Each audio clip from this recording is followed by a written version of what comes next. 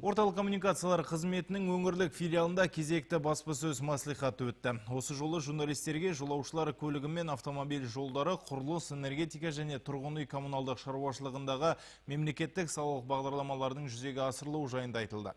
Қашанда өзекті болып табылатын бұл мәселеге қатысты бұқаралық ақпарат құралдары ерекше қызығушылық танытты. Әсел Озбаева жалғастырады.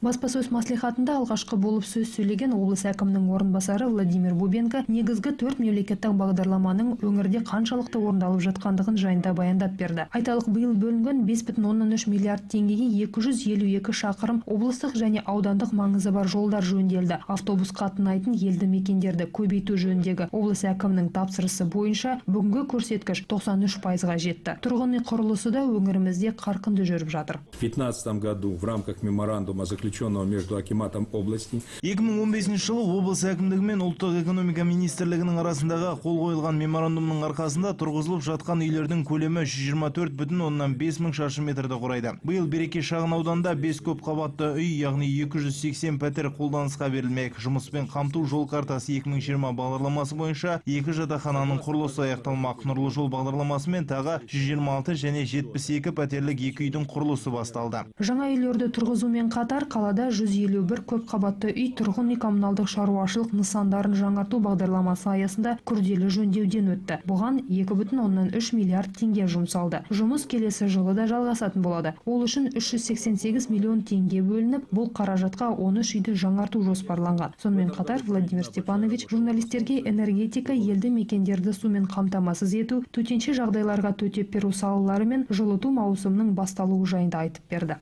На начало отопительного сезона Өңірімізде 544 жылыту қазандығы жұмыс істейді. Жаңа маусымға дайындалу үшін бюджеттен 1,8 және 2,7 миллиард теңге кәсіпорындарының қаражаты жұмсалды. Бұл қаражатқа білім беру нысандарында 62 қазандық жаңартылып, денсаулық сақтау мекемелерінде тағы 10 ауыстырылды. Бюджеттік нысандар көмірмен толық қамтылған. Севказэнерго акционерлік қоғамының директоры Леонид Ларичев жылу электр орталығында өткен жаңарту жұмыстары жайында хабарлап, бұған қомақты қаражат кеткендігін айтты. Жылыту жүйесі құбырларының басым бөлігі ескіргендіктен қала тұрғындары биылдан бастап жылу үшін 30%-ға көп төлейтін болады. Тариф по теплу. Биыл тариф шамамен 30%-ға өсті. Өйткені жылу жүйесінің 80%-ы тозған, оларда жөндемесе күннен күнге бұл көрсеткіш тек өсе береді. Тағы бір айтатыны, тариф 2007-2012 жылдар аралығында өзгеріссіз қалған болатын. Сондықтан барлық тұрғындарды түсінушілікпен қарауды сұраймын. Облыстық жолаушылар көлігі мен автомобиль жолдары басқармасының жетекшісі Бейбіт Исманов жолдарды жөндеуде қолданыла бастаған жаңа технологиялар жайында түсіндірді.